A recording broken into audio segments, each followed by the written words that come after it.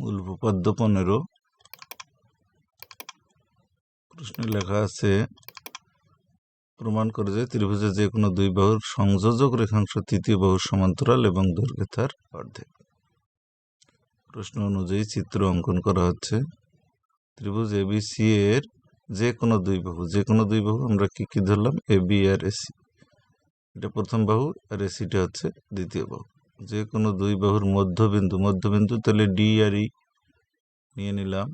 ত্রিভুজ মনে করি এবিসি ত্রিভুজের ডি ও ই যথাক্রমে এ বি এবং এসি বাহুদ্বয়ের মধ্যবিন্দু।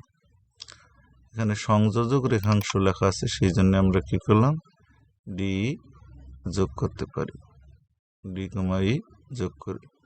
প্রমাণ করতে হবে যে কি সংযোজক রেখাংশ তৃতীয় বাহুর সমান্তরাল। তৃতীয় বাহু এখানে কি বিসি, যেহেতু এ বি আর এসি কি প্রথম বাহু, দ্বিতীয় বাহু, তাহলে তৃতীয় বাহু হচ্ছে কি বিসি।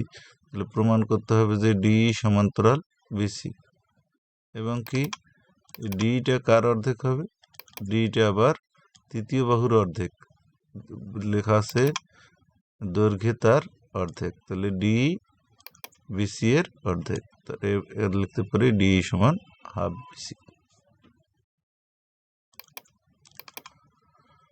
অঙ্কনটা হচ্ছে ডি কে এফ পর্যন্ত বর্ধিত করি যেন ডি সমান ইএফ হয়, ডিটাও যত বড় ইএফটাও তত বড়। তারপর কি সি কমা এফ যোগ করি। প্রমাণ, এই দুইটা ত্রিভুজ প্রথমে সর্বসম করব। সর্বসম করার জন্য তিনটা উপাত্তের মিলের প্রয়োজন। এখানে কি কি মিল দেখা যাচ্ছে, এই সমান সি, যেহেতু ইটা কার মধ্যবিন্দু ছিল, এসি এর মধ্যবিন্দু। আবার ডি সমান ইএফ লেখা যায় কি কারণে, অঙ্কন মতে, অঙ্কনে আছে, সেই জন্য লিখতে পারি অঙ্কন মতে।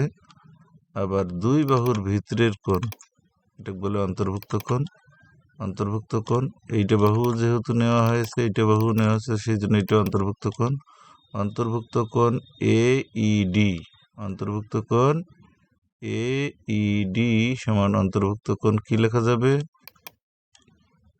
ই সি ই এফ অথবা এফ ইসি, ই মাঝখানে থাকলেই হলো। কি কারণে, যেহেতু বিপ্রতীপ কোণ, আমরা জানি বিপ্রতীপ কোণ দ্বয় পরস্পর সমান। তিনটে উপাত্তের মিলের কারণে কি হয়ে গেল, সর্বসম হয়ে গেল। সর্বসম করা যেহেতু হয়ে গেছে, তাহলে আমরা লিখতে পারবো এডি সমান সিএফ, এডি সমান সিএফ, এডি সমান সিএফও যে কথা, বিডি সমান সিএফ একই কথা, কারণ এডি আর বিডি সমান, যেহেতু ডিটা বিডি এর একটা অংশ, তাহলে এডির পরিবর্তে কি লেখা যাবে, বিডি, তাহলে বিডি সমান সিএফ। আমি মূলত প্রমাণ করব যে বিসিএফডি সামান্তরিকের মতো দেখা যাচ্ছে। এটা যদি আমরা সামান্তরিক প্রমাণ করি তাহলে কাজে লাগবে। সেই জন্য সামান্তরিক প্রমাণ করার জন্য কি লাগবে, বিপরীত বাহু সমান ও সমান্তরাল। যে চতুর্ভুজের বিপরীত বাহু সমান ও সমান্তরাল তাকে কি বলে, সামান্তরিক বলে। এখন আমরা প্রমাণ করলাম বিপরীত বাহু সমান, বিডি সমান কি প্রমাণ করলাম, সিএফ। এখন সমান্তরাল প্রমাণ করার জন্য একান্তর কোণ লাগবে। এই কোণটার নাম কি, ডিএই, আর এই কোণের নাম কি, এসিএফ, এবং কোণ ডিএই সমান কোণ এসিএফ।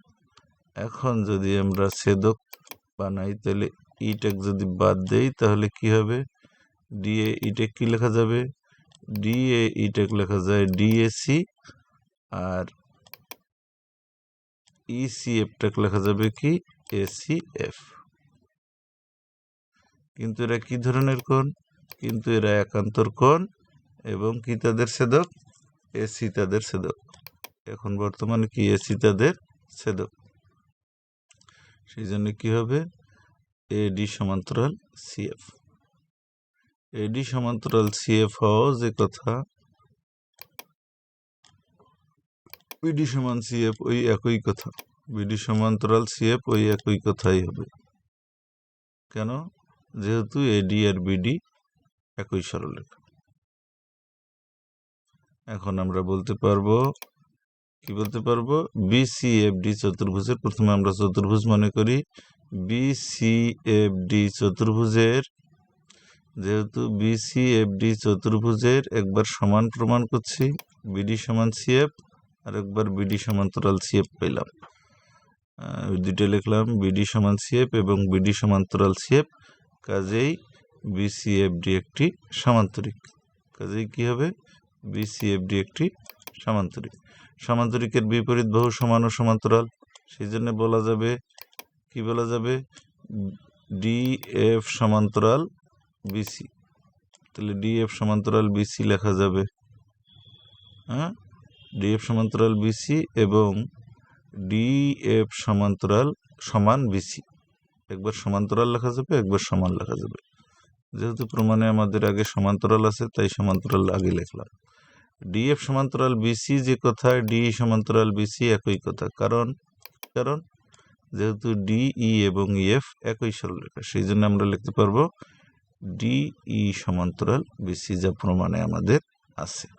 আবার ডিএফ এর ভেতর দেখো দুইটা টুকরা দেখা যায়। ডিএফ এর ভেতর কি কি টুকরা দেখা যায়?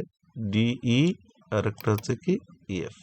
তাহলে লেখা যাবে ডিই প্লাস ইএফ। এখন ইএফ এর পরিবর্তে কি লেখা যাবে? ইএফ এর পরিবর্তে কি লেখা যায়? ডি। তাহলে ডিই আর ডি যদি যোগ করা যায় 2D, 2টা যদি পক্ষান্তর করি তাহলে কি হবে? হাফ হবে, হাফ বিসি। তাহলে আমরা কি পেলাম? দুইটাই পেলাম। একবার কি প্রমাণ করলাম? সমান্তরাল। আর একবার কি পেলাম? ডি সমান হাফ বিসি। এখন এটা লিখতে পারি, অতএব ডি সমান্তরাল বিসি এবং ডি সমান হাফ বিসি প্রমাণিত।